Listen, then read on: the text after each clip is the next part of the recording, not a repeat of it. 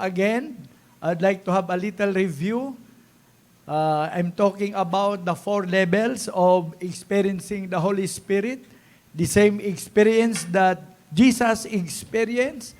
We can read it in Matthew 1:20. He was being born of the Holy Spirit. In chapter 4 of Luke, he was filled by the Holy Spirit, led by the Holy Spirit, and empowered by the Holy Spirit. And as what I have said, that should be the experience of every Christian so that we will experience as well a breakthrough in our walk with God. We are now in the number 3, the leading of the Holy Spirit. Tapos na tayo sa being indwelt by the Holy Spirit, filled by the Holy Spirit. I would like to repeat it, very important. It is a command. Indwelling is a gift, but being filled is a command. And we now go to the leading of the Holy Spirit. Now, I'd like to differentiate the leading and the guiding of the Holy Spirit. Pag sinabi natin guiding, pwede lang bigyan mo ng instruction and direction na kahit hindi mo samahan. Gusto mong magpunta sa kina Pastor Mark, ito ang skits. So I'm guiding you to be there. Pwede rin sasamahan. Pero maaring nasa likod lang at magbibigay ng direction. So, pag sinabi nating leading, that's different. Pag leading, dapat sumama ka talaga. Secondly, you are not just giving a sketch or direction towards the destiny, but you are either in front, ikaw talaga ang front, para yung mga iba susunod. At maaring, breast to breast, you are walking with. Now, the Holy Spirit guides us to all truth. But as far as our Christian living, the Holy Spirit leads us in our walk with God. That makes a great difference. And, again, as what I have said, ang buhay Kristiyano, kung maintindihan natin, ang leading ng Holy Spirit talagang hindi mabigat. Minsan sinasabi natin, do not worry of anything but in everything by prayer. It is just easier said than done. Madali lang yan natin sabihin. Pero mahirap sa reality. But again, as we finish this, if you are led by the Holy Spirit, and you understand how to be led, parang ang buhay Kristiyano ay masayang tunay. Gusto natin yon. That's why pag minsan-minsan hindi real ang Christian life parang yung exaggeration palagi. Bakit ganito? Sabi nila ganyan. Bakit? We have to grow, mature, and grow deep in the Holy Spirit. Now, I'd like you to show that Jesus was led by the Holy Spirit not just every minute, but every moment of His life.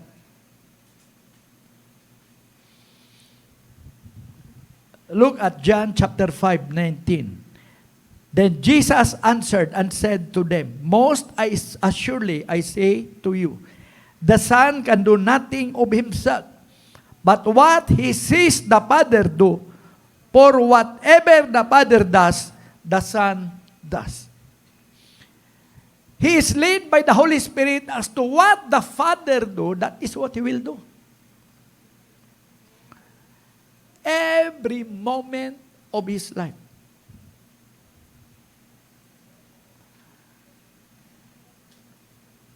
Tayo dapat ganun din.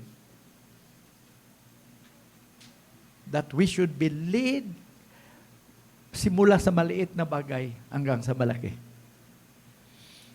na Romans 8:14.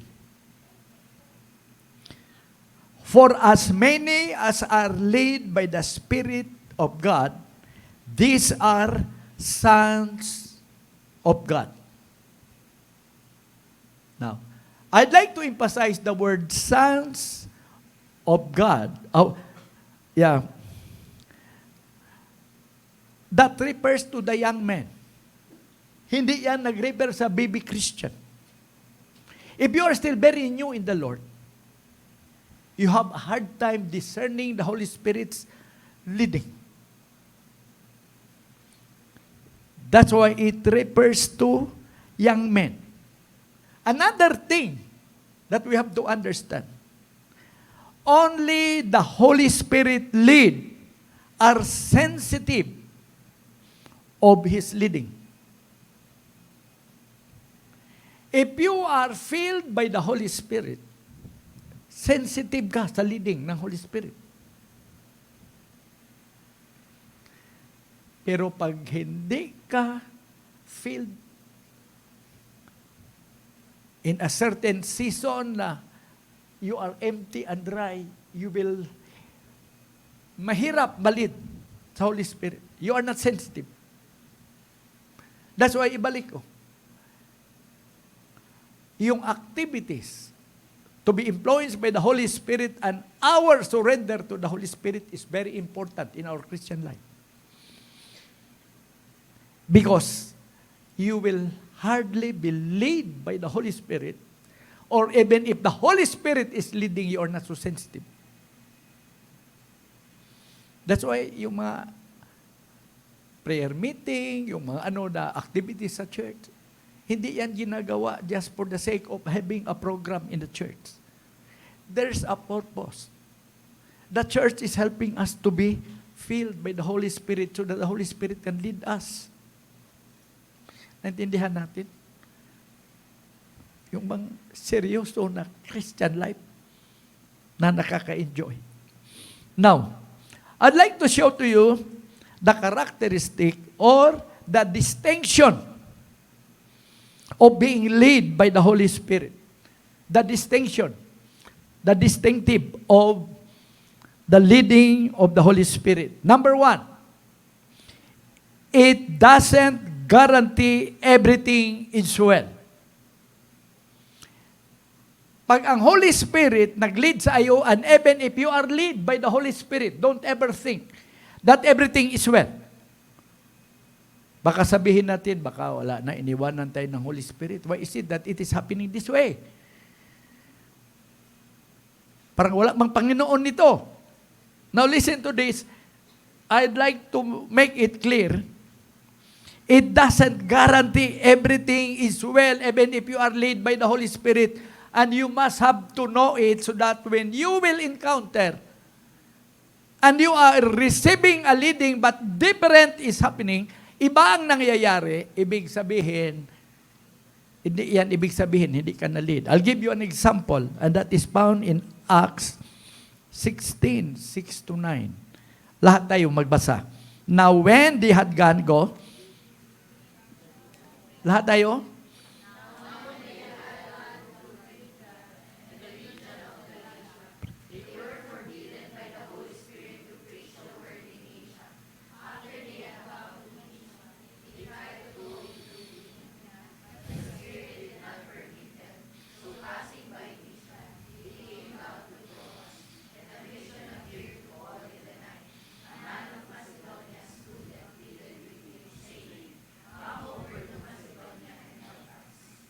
Okay, now look at this. Missionary journey yan ni Paul. Dapat kung saan tayo, preach ka agad. Pero pagdating nila doon sa Galatia, Phrygia, sinabi ng Holy Spirit, huwag kang mag-preach dito. So tuloy na naman, kaya hindi pala pwede dito, so continuous ang travel. Pagdating sa Mysia, ang nangyayari, the Spirit of Jesus or the Holy Spirit did not allow them again to preach. Pagdating na sa Macedonia, nagkaroon siya ng vision na may isang tao begging for him to come to Macedonia and was asking for help. So makita natin yung leading, tama? Kahit pala sa pag-preach, to share the word. When there is an intervention, you must be sensitive enough. Kung pumunta sa Pergia, sa Galatia, sa Asia, sa Mysia, hindi allowed.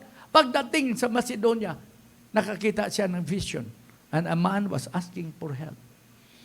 Now, this is what happened in Acts chapter 16, 22 to 24. We will read.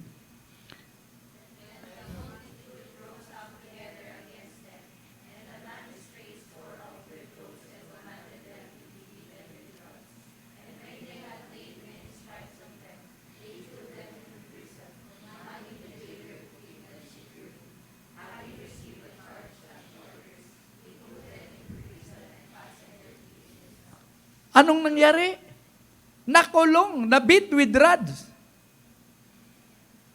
Kung tayo yun, baka nag-iisip tayo, ano ba yung dream mo yan? Si Silas kasama ko, oy, Paul, iklaro mo yan. Tingnan mo, anong nangyari sa atin. Sana doon na lang tayo nag-preach. Baka guni-guni mo lang yun. You are not hearing. Siguro sa demonyo yan. Di ba? Anong nangyari? Nakulong. Beaten with rods.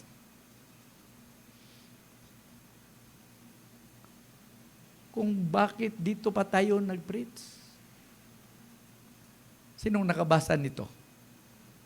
Acts chapter 16, nakabasa siguro tayo o pinipreach na ito maraming beses. Pag ending doon, na kahit sila'y nakulong, they were singing praise and worship in the middle of the night. And while kumakanta sila, instead of blaming one to another, they were singing worship to God. Nagkaroon ng lindol. Kahit yung mga Bartolina natanggal. Ano ngayon kung maglindol? Bakit ang Bartolina natanggal? There was a miracle that happened. Gusto nang magpakamatay sa yung jailer. Kaya akala niya nakaalis na lahat. Nung gusto nang magpakamatay, sumigaw si Paul. Huwag mo yan gawin. Nandito lang kami lahat. And if you continue reading, the whole family of that jailer at lahat sila nabaptize. Maaring sa start, ang tingin mo parang wala man dito ang Panginoon. Panginoon ba talaga ito? With all of that. Pero kung sigurado ka na narinig mo ang Panginoon, kung sigurado kang na-lead mo, it was the Holy Spirit leading you. That is just for a moment of time. At the end, you will always be victorious and successful. Palakpakan natin ang Panginoon Diyos. I was interviewing ang ating pastor doon sa Cagayan because she is a lawyer na nagtatrabaho sa sa korte. Accordingly, I was asking her, kay gusto na siyang mag-resign. Ang sahod niya is 110,000. Sabi ko. Tapos, mag-resign talaga ako, pas. Hindi na talaga ako enjoy. Enjoy talaga ako pag sa gawain ng Panginoon. Nag-resign talaga. Last May, nagkita kami, kaya hindi ko talaga siya nakausap personal. Sabi ko, baka na pabugso lang ba? Nagsabi ang kanyang husband, how much is she receiving sa church? Sabi niya, nasa 25,000. Tumawag uli. Si Pastor Jerry, sabi niya, Pas, layo yung kayo. Nahirapan talaga. Dagdagan natin. Sabi ko, ikaw lang bahala. Basta meron tayong funding dyan. Ginawang 50,000. Sabi ko, at least kalahati. Nag-usap kami. Sabi ko, sigurado ka ba na nilid ka ng Panginoon? Did you hear God speaks to you? hindi yung sinabi ko. Ang una kong question, are you hearing? Can you hear the voice of God? Sabi niya. Pass. Alam mo, ang mga decision na radical, ang pinaka-importante doon, whether you are hearing the voice of God. Because sometimes we are just making our own estimate and presumption. Kung analytical ka na pagkatao, analyzein mo ng husto ang pros and cons. Pero walang pros and cons if you are hearing. Si Paul, walang pros and cons. Hindi tayo pa preach dito. Hindi dito. Hindi dito. Walang pros and cons. Sigurado siya. Kahit nakulong, sigurado siya na doon siya sa Macedonia pinadala. That's why pumulakpak pa rin at nag-worship sa Panginoon. Alam mo kung bakit?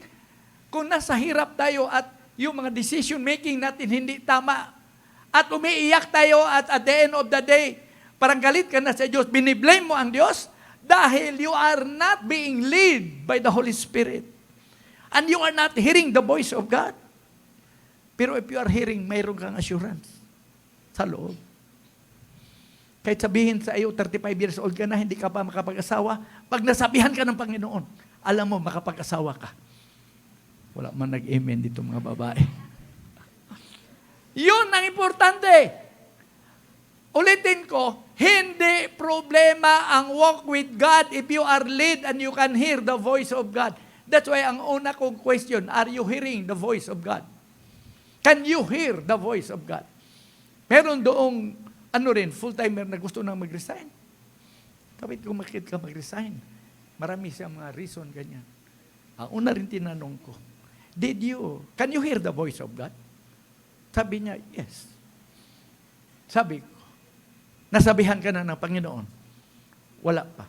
Ngayon, ako nang magsasabi sa iyo, kahit hindi mo pa narinig, huwag kang mag-resign. Kasi I saw you preaching in a prayer meeting. And I saw you na you are used by God mightily. You are a great teacher. And with all of that, sabi niya, siya daw nagtuturo ng preaching class sa Iligan. Siya nagtuturo sa Davao at with all, nag-online daw yung mga iba. Tingnan. Kung hindi ka tinawag ng Panginoon, ang totoo, walang wisdom, walang gift na ibibigay.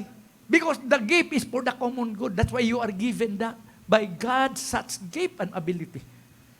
Huwag ka nang makinig. Ako ngayon, narinig mo na ang Panginoon nagsasalita. Look at this.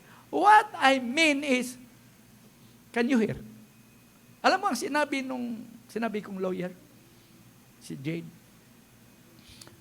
how did God spoke to you?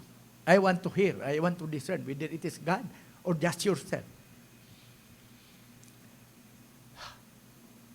Sinabi niya, I was led to the book of, the story of Elisha. Saan doon? Saan ang nakitang rema doon? Sinabi daw ang ginawa daw ni Elisha, pinatay yung baka at yung kanyang araro, ginawang panggatong. Nag-invite daw sa mga tao lahat to let them know that I'm no longer a farmer, that I will follow Elijah.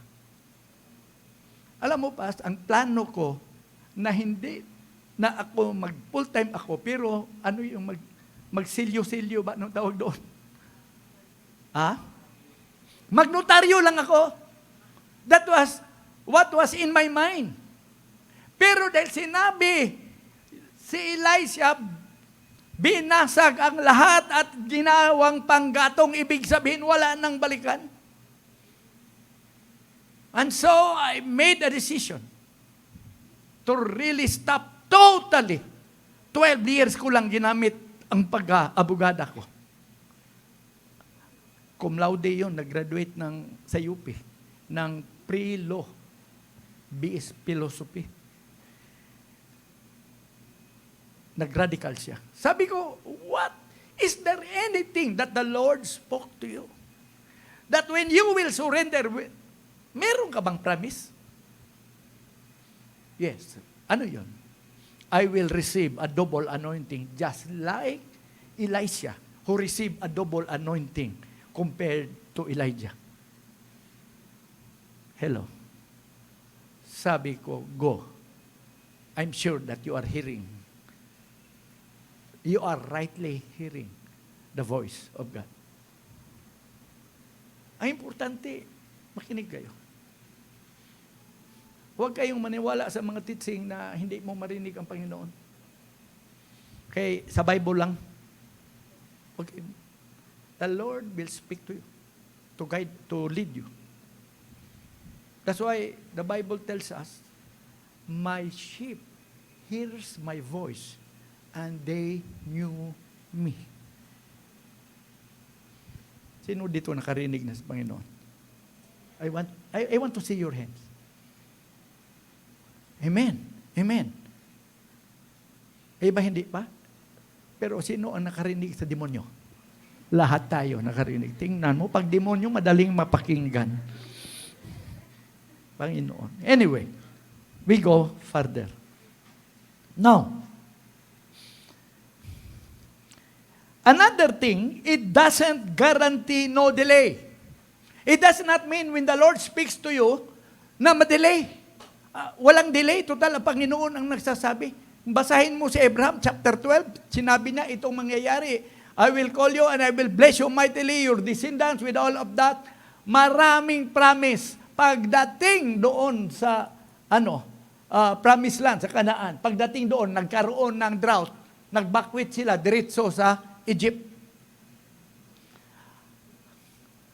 Akalain mo.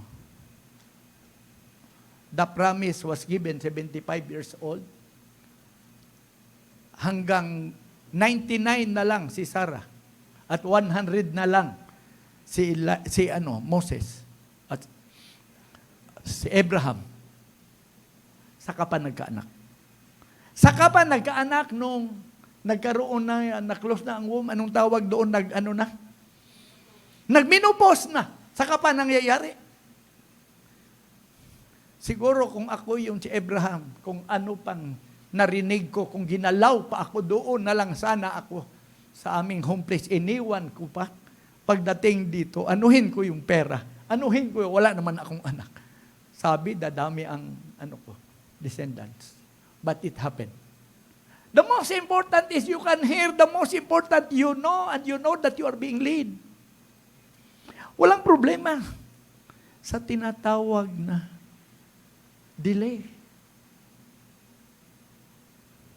Alam mo, pinakita sa akin ng Panginoon, when I started the ministry, si Gentiles.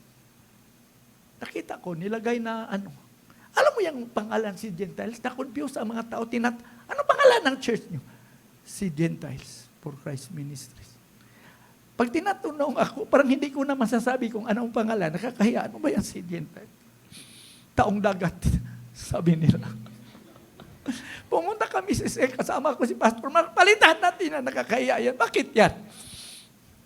Hindi rin mapalitan. Nag-change kami, hindi rin. Struggle ko talaga pag hindi. Kung bakit, ano ba talagang meaning na yan? There was a time, naghahanap kami kung saan mag-rent, na doon sa Boulevard, malapit sa dagat, merong church doon na sarado na puti. Sabi ko, dito tayo kay malapit sa sea. Kinatok namin doon, alam mo, sa pari pala yun. Tinatabi na, rent, tagalit yung pari. Sabi ko, we are really in the point of confusion. I do not understand the word sea. Kung bakit dagat. Pero I realize na the word sea means great multitude. That's why ginagamit na ngayon sa maraming writers. Sea of Catholic pilgrim. Sea of Athenian homecomings. Sea, marami talagang sea. Sabi ko, when it is more than multitude, they use the word sea, meaning great multitude. Alam mo ang nag-encourage sa akin na magpatuloy? Pagtanungin ako kung bakit ka nagpastor at nagtuloy ka with all of the hardship. Yung si Gentiles talaga. Yun lang nakita ko, wala pang for Christ Ministries. Si Gentiles lang. Na ang ibig sabihin, this church will become a great multitude. Hindi ko naintindihan. Hindi ako nakapag-aral ng Bible school. Sinabi ko, ano ginagawa ng mga pastor? Preach, tapos mag-prayer meeting at mag-visitation. Ayun lang din ginagawa ko. Sa hirap ng buhay na mahirap na makakain, ang mga anak hindi na nga, takot na ako. Bakit pa rin ako nagpatuloy? Within me, sa puso ko, may magsasabi, gawin kang malaking church. Tuloy pa rin ako. Ngayon, I'm looking back as to what's happening. The Lord continuously speak to me. Lord, saan na tayo? Bakit ano?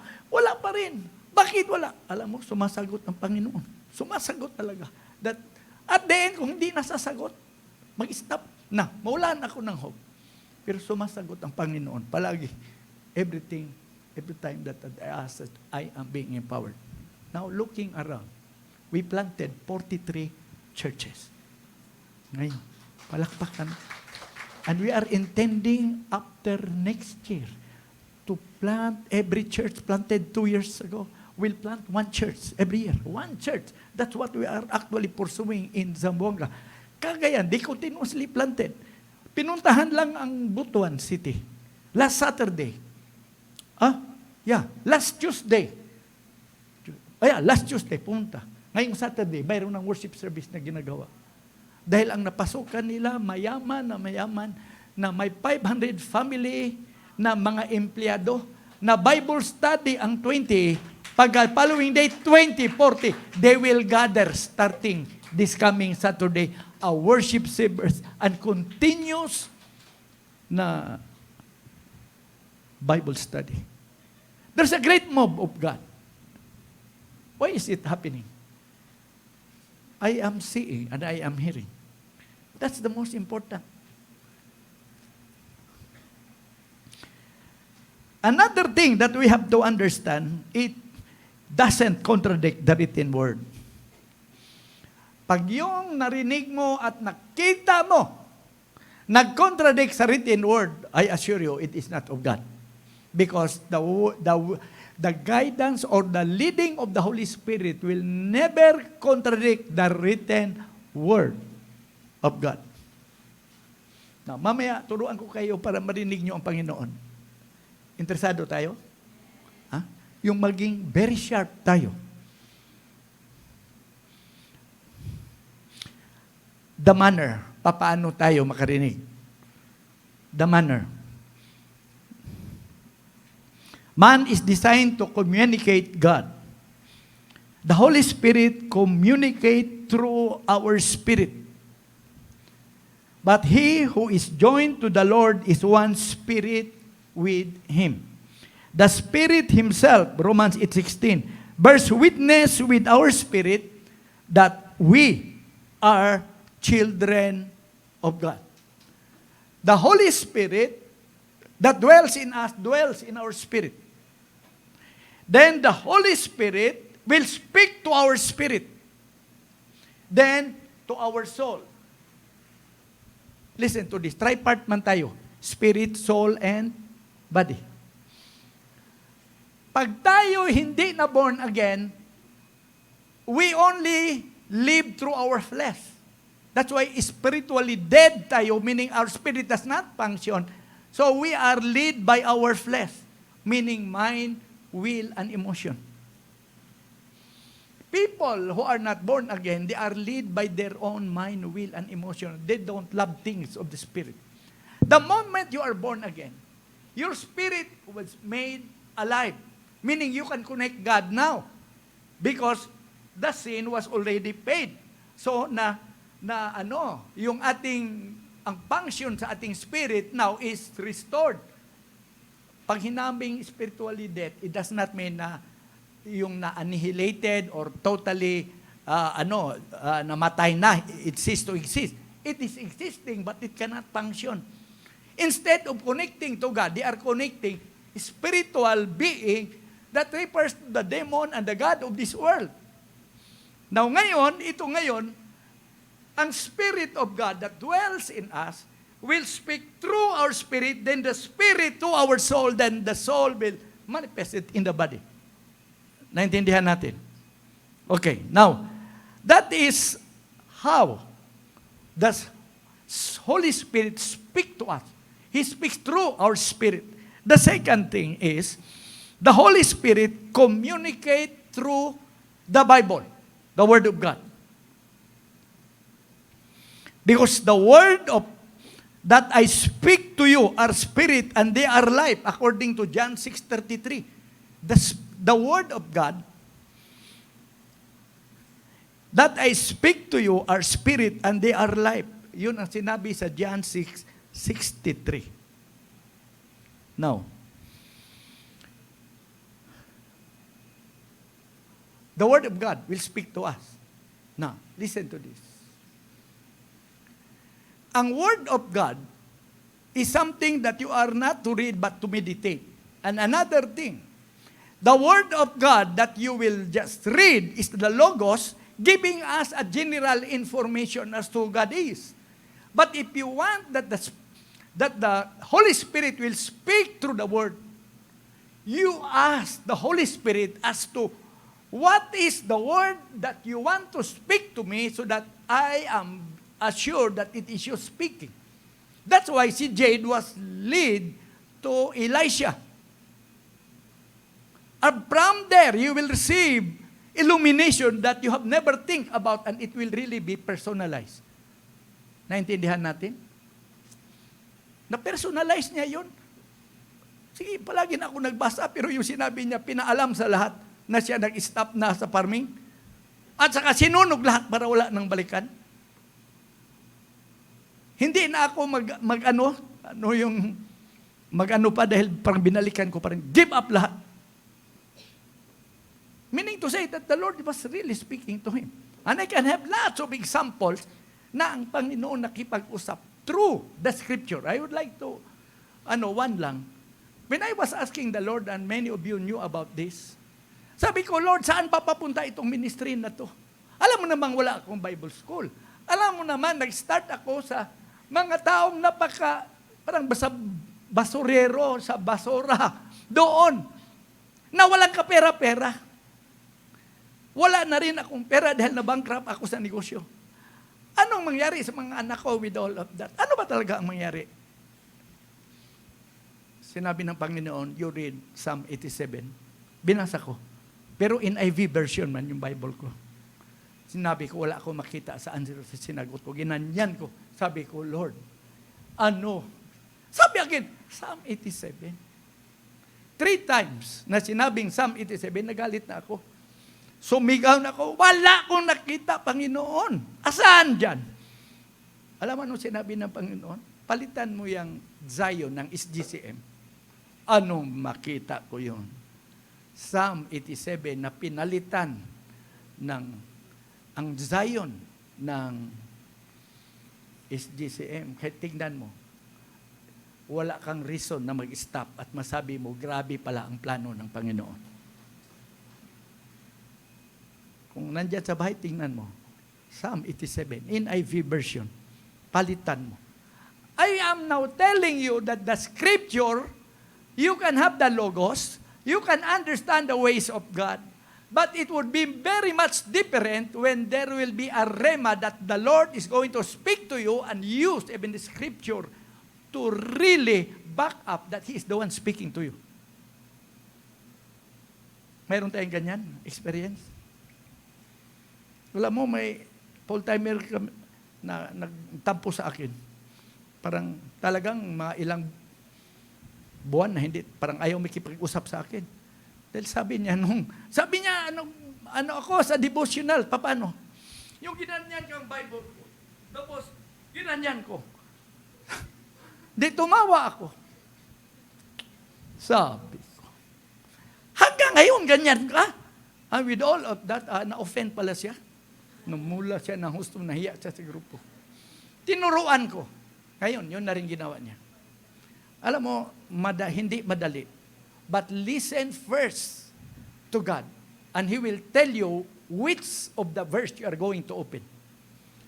Na may magtakbong ganyan. Sabi niya, Paano mo nalaman? Sabi niya, yung sinabi mo sa akin, may magtako na verse, yan ang tinitignan ko. Nangungusap ang Panginoon. Very special ang pagpangungusap.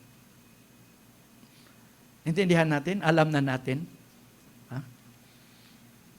Ibig ko sabihin, pag may mga question ka ba na hindi mo naintindihan, may situation. Ito ang buhay ko ngayon. Mahirap kami with all of that. Ano ba ito? Hanggang kailan ito? May pag-asa ba kami? Katulad nung sinabi ko, yan, si Mark, pinadala ko yan doon sa mother ko. Dahil hindi namin mapakain. Yung youngest namin sa kapatid ng asawa ko, 2 na lang ang naiwan sa amin. Palagi pa kami maputulan ng And I'm telling you, businessman kami. Maraming pera kami namimigay sa mga pastor. Nung ako'y nagpastor, ganun na. Yan si Pastor Marvin, naglayas na yan na pinaaral sa Bible School. Dahil, bakit balikan niyang SDCM, pobre masyado. Hindi niya makita na may future. Yun ang nangyayari. Pero, bakit nakapagpatuloy? Tinatanong ko rin ang Panginoon. Amen ba? That's why very important ang leading, that you are hearing, that you are discerning the voice of God.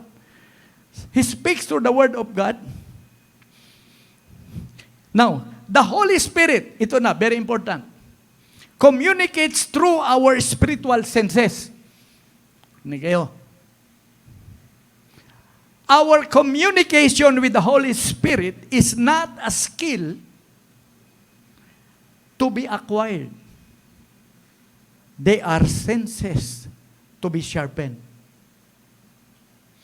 And you will be sharpened sa hearing mo sa Holy Spirit if you always read the Word of God and if you are always in the presence of God. Mas sharpened yan. Makinig kayo. That's why palagi kong ini-example, kahit maano pa ka, dito, yung magulo na maingay, pag sinabi ng asawa ko, uwi na tayo. Kahit gaano pa kayo dyan ka sigaw-sigaw. Alam ko, ang wife ko na nagsasalita. Bakit? Dahil sa intimate relationship as husband and wife.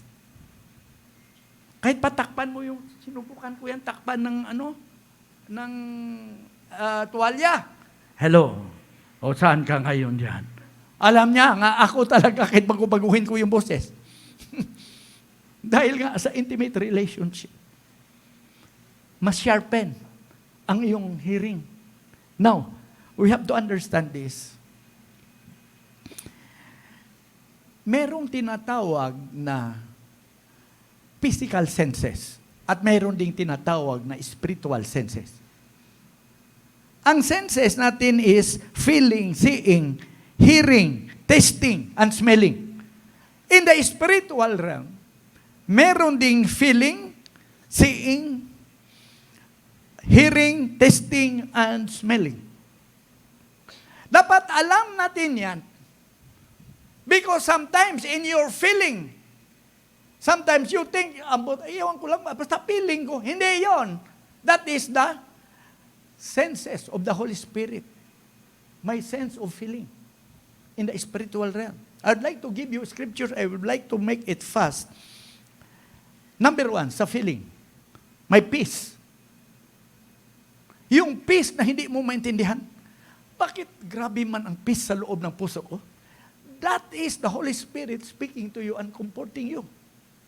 That's why Philippians 4:7, and the peace of God, which passes all understanding, will guard your hearts and minds through Christ Jesus. Yung peace of mind, the Lord is speaking to you. Become. For I am with you. That's why hindi ka talaga problema at mabigat. But again, you need to be filled with the Holy Spirit so that you'll be sensitive enough. Another na makikita natin sa feeling is provoke, to react with great emotion. This is what happened to Paul. Now, while Paul waited for them at Athens, his spirit was provoked within him when he saw the city was given over to idols. Chapter 17, nakita ang daming idols nito. He reacted with great emotion. Saan yun sa loob? Sa feelings lang. Mayroong tinatawag na holy indignation. Galit ka sa kasalanan. That is actually the Holy Spirit speaking to you. Are you sensitive? Another is in Acts chapter 18, verse 1. Paul was compelled by the Spirit and testified to the Jews that Jesus is the Christ. Compelled, parang pinilit. From within. It's a feeling. I'll give you the testimony of Pastor Daryl. Kasi when I taught them, pag nag-testify mga full-time workers, they are testifying of hearing the voice of God and I am listening whether it is really of the Holy Spirit. There was a time, sabi niya, nasa bahay ako dahil meron akong appointment. Itong dalawang appointment, hindi ito nag-miss. Kahit minsan na nag-cancel. But the Holy Spirit, sabi niya, grabe man ang impression na I don't need to go and prepare myself. Masense ko talaga sa loob. Sabi niya. Alam mo, sabi niya, hindi daw siya nagbihis. Sabi niya, hindi ako magka-cancel. I had never canceled. Dito mga tao hindi talaga nag-cancel. Pero I can sense in my spirit. Feelings daw niya. Alam mo, pagdating ng 3 o'clock, yung dalawang tao na successive supposedly, tumawag na nag-cancel for the first time. Feeling. Sino nagpipreach dito? Si ano, nagpipreach ito, si ano. Ang lahat na nagpipreach, listen to this. Halos lahat na sinabihan ko will agree with me. Pag gumagawa ka ng preaching, at hindi yun ang sa Holy Spirit, mag-wrestle ka. Parang wala kang gana na hindi mo talaga gusto. Alam mo, hindi ito sa Panginoon. Mabigat.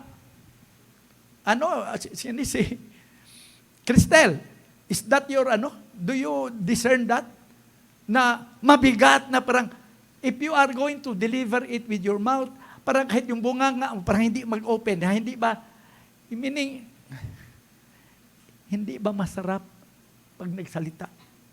Alam ko, hindi talaga ito. So, iwanan ko na lang, sabihin ko, Lord, turuan mo ako, dahil hindi talaga ito. Alam ng mga preachers who are sensitive of the Holy Spirit that this is not how it should be done, this is not how it should be made, because the Holy Spirit, through our feelings, will really speak to us. Rinig na natin. Una, sa feelings. Pangalawa, sa hearing, seeing, sa mga dreams. Job 33:14-15. For God may speak in one way or in another, yet man does not perceive it.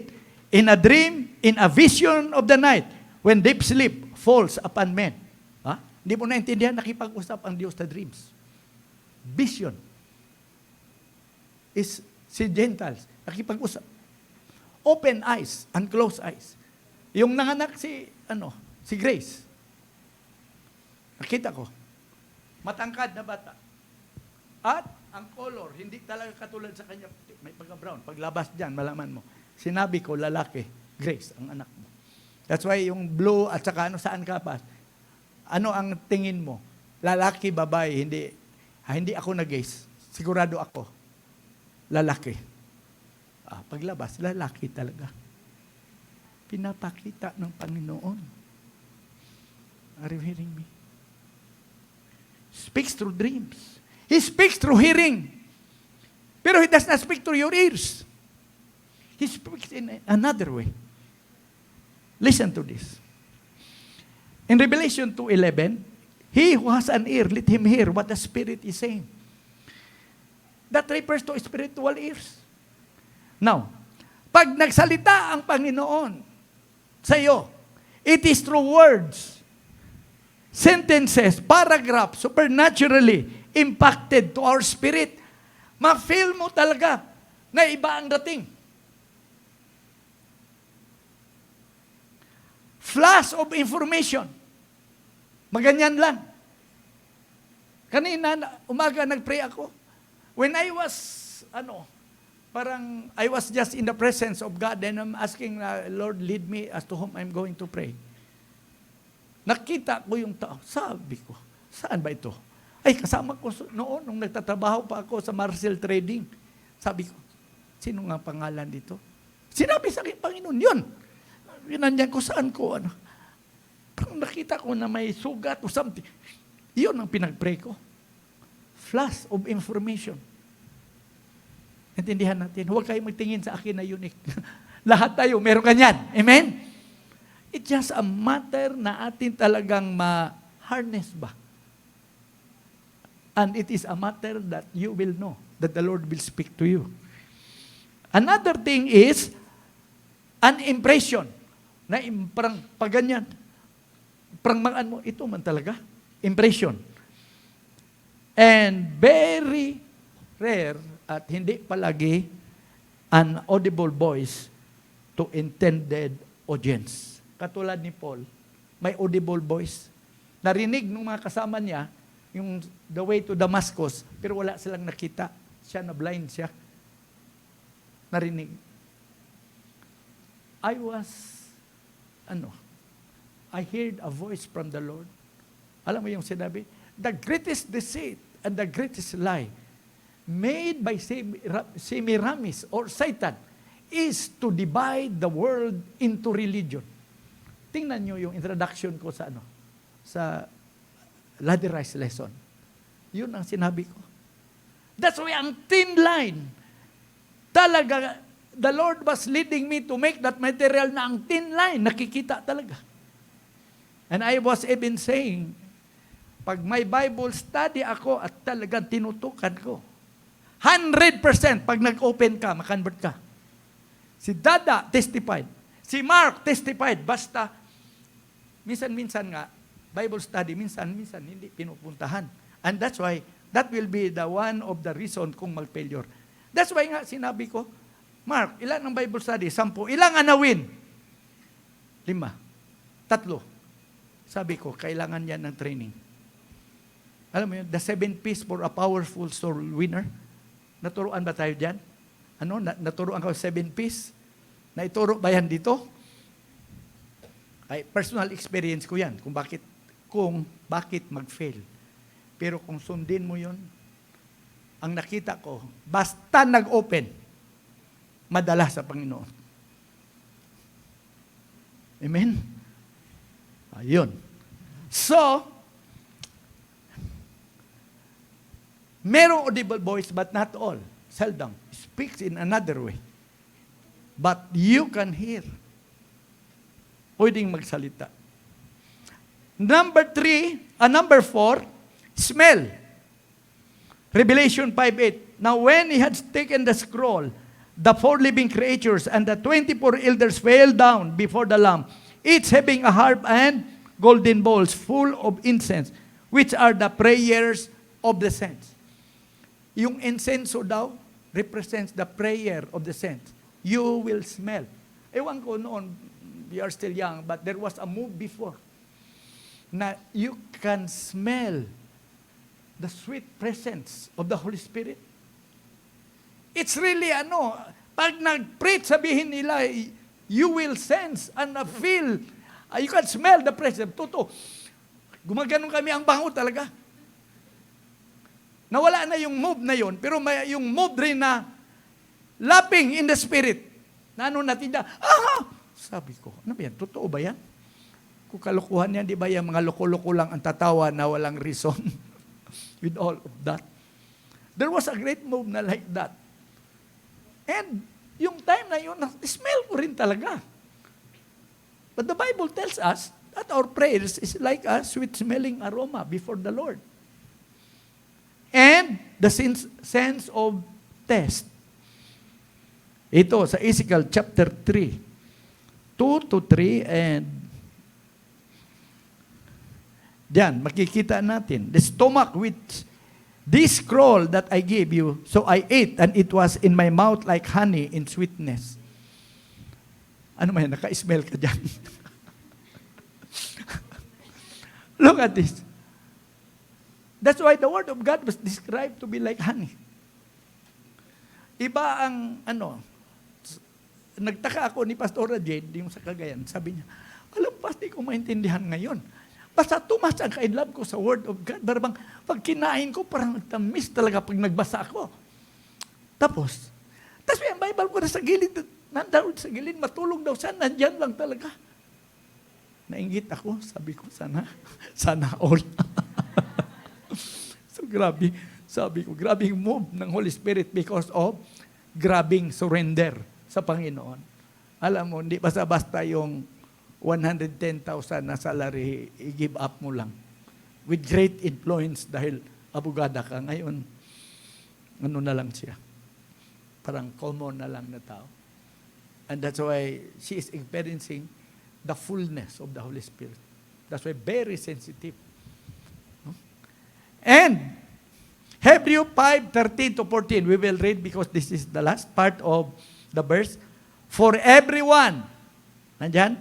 Wala pa? Who partakes only of milk is unskilled in the word of righteousness, for he is a babe. But solid food belongs to those who are of full age, that is, those who by reason of use have their senses exercised to discern both good and evil.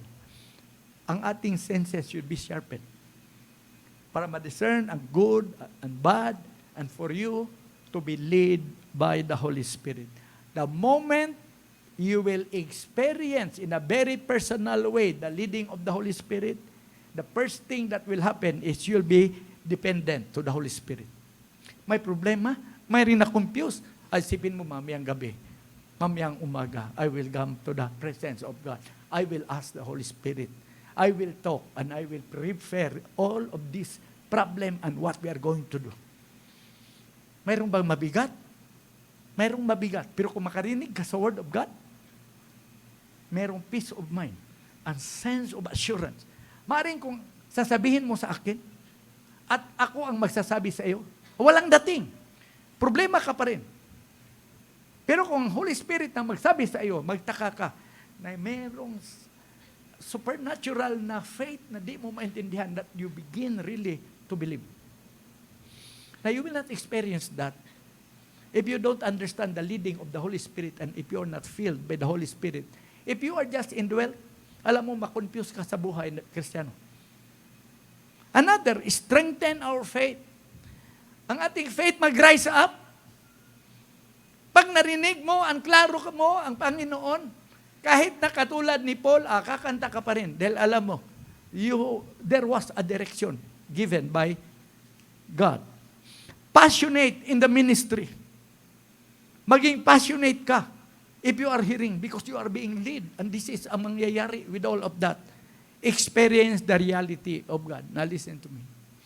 Maraming mga theologian nag-end up at nagsasabing babay na Jesus. Babay Christianity. Mayroong taga Hillsong, nagsabi rin babay Christianity. Gumagawa ng kanta, pero babay Christianity. Maraming mga taong nag-lead. I know you were able to read that mga 5 years ago. Nag-lead ng mega church. Nagsabi rin babay. You know why? If you are hearing the voice of the Holy Spirit and you are accustomed, very sensitive ka of hearing, masabi mo talaga, real ang Panginoon. Hindi yung tayo lang ang gumagawa ng Diyos. Minsan tayo lang gumagawa. Alam mo ang Diyos, alam mo ang Diyos. I claim the promise, I claim the promise. Tapos hindi nangyayari. Sabi mo, totoo ba talaga itong Diyos? But when the Holy Spirit will speak to you and things are happening, you will always be empowered and you will really testify that there is really God. And the God that I'm serving is an answering God. He's real in my life. I experience Him. And I love God. I love the Holy Spirit. Hindi mo masabi ang Holy Spirit, I love Holy Spirit. I love you. Alam mo, pinipilit mo lang pero wala talagang feeling sa loob. Subukan mo. You are being led by the Holy Spirit. The Holy Spirit will speak to you. The Holy Spirit will say something to you. And I assure you, ma-in love ka sa Holy Spirit. Anyway, 5:00 na, hindi ko tapusin. Okay. Until 5 lang man tayo. Okay, may mag-practice. Until number 3 lang muna. Sa number 4, saka na. Now, there's something I'd like to testify. Ang ginagawa ko kasi noon, na pumupunta ako sa beach every Thursday. Ang tawag ko doon, gusto ko makipag-date sa Panginoon. Pag Thursday nasa beach ako. I will worship the Lord and I will look at the beach. With all of that. Nagpipray ako, umiyak. One day, pagdating ko doon, I was looking at the beach. Sa dagat, sabi ng Panginoon, you know I love you. Sabi ko, how can you love me? I even don't like myself. Pag nagkamali ako ng kasalanan, galit ako sa sarili ko. How can you love me? I don't even like myself. Sabi ng Panginoon. Dinretso ako niya sa text, sa Psalm chapter 8. That's why si David nagsasabi, what is man that thou art mindful of? And the son of man that thou carest for? Nung sinabi sa akin na gano'n at alam ko nagkasala si David with all of that, and he was so in awe of the love of God that he cares so much of David, and the Lord now is telling me that He loves me. Umiyak ako, tumawa na naman ako, umiyak ako, tumawa, alam mo. Sabi ko, totoo palang laughing in the spirit, bakit ako tumawa? Tapos umiiyak. And with all of that, I become more intimate to God. Dumating ang time, ang bayaw ko nagdala ng friend sa bahay. Ako nasasalan lang natulog. Ang wife ko nasa loob, nagkasakit. Hindi kami pwedeng magkatabi. Dahil galit na galit siya sa akin dahil nagpapastor ako. Hirap na ang buhay. Bakit ka pastor? Maghanap ka ng work, mag-work ka na. Nag-resign man din ako. Sa work, nag-resign din ako. Sabi na, bumalik ka na mag-work. Ganyan. Sabi ko, ayaw ko talaga. Na-inlove ako sa Panginoon. Grabe talagang inlove. Kahit na walang pagkain. Nasa likod ako. Dahil hindi nga kami magkatabi dahil galit na ang wife sa akin. Alam mo, there was early in the morning, niyakap ko yung unan. Umiyak ako ng umiyak dahil na-miss ko ang Panginoon. Yung kung na-experience pa ninyong na-miss ang Panginoon. Yung bang na-miss mo yung boyfriend mo, yung girlfriend mo. Pero iba yung pagka-miss na gusto ko yakapin. Wala ba akong yakap? Doon lang ako sa unan. Iyak nang iyak ako. Nung makita ng sister-in-law ko, sabi niya sa wife ko, na naggalit si Ronnie dahil nagdala ako dito ng bisita. Hindi niya alam. Umiyak ako. Dahil di ko maintindihan yung pagka-miss ko sa Panginoon. Alam mo, hearing and being so intimate with God is very important. Kung sabihin lang sa hirap talaga sa ministry, hindi ko na kaya kung balikan. Pero alam mo, what makes me go on is the time that I spent before the presence of God. It is when I'm hearing the voice of the Holy Spirit. It is when the Holy Spirit is giving me assurance of what will happen in the future of the ministry. Looking back, sabi ko, kung sa tao lang mangyari. Pero, it is really the working of the Holy Spirit. That's why, ang sabihin ko, hindi ako maniwala yung season-season. Hindi ako maniwala na pagkabukas, problema ka. Alam mo, pinadala si Jesus, we are created in the image of God. Ipinadala ang Holy Spirit. Grabe ang concern ng Diyos sa atin. At pagdating ng ending, iiwanan lang tayo. Imposible. Ang pinaka-importante, marinig mo. You ask for guidance. You ask for the leading of the Holy Spirit. Ang takot sa wife ko, pag magtanda daw kami, wala kaming retirement. At wala daw kaming anong tawag yung every month na matanggap? Pensyon. Mabuti kung nag-teach ka. Mabuti kung nagtrabaho ka pa, resign ka pa. So anong nangyayari? Napagtanda natin. Kawawa tayo sa mga anak, maghingi-hingi tayo with all of that. Mabuti lang kang okay yan sila. Kung naghirap din. Sabi ko, kung ngayon hindi tayo iniwan ng Panginoon, pagtanda natin, iiwan ba tayo? Imposible yan. So I would like to praise and thank God. Kung i-compare ko ang buhay noon kaysa ngayon, I experience abundance and with all of that. And I would like to give God the glory and honor. So, draw close to the Holy Spirit. Be intimate with the Holy Spirit. Hear the voice of the Holy Spirit. Be filled with the Holy Spirit. At masabi mo, ang sarap palang buhay Kristiyano. God bless us.